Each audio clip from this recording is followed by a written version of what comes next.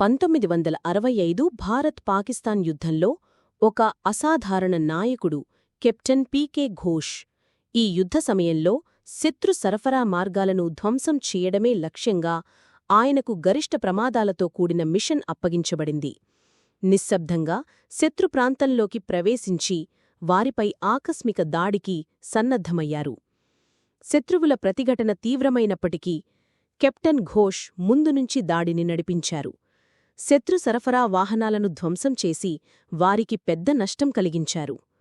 ఆయన యొక్క అద్భుతమైన ప్రణాళిక, ధైర్యమైన నాయకత్వం భారత సైన్యంలో నూతన ఉత్సాహం నింపింది. ఈ పోరాట విజయానికి గుర్తింపుగా కెప్టెన్ పీకే ఘోష్కు సేన మెడల్ లభించింది.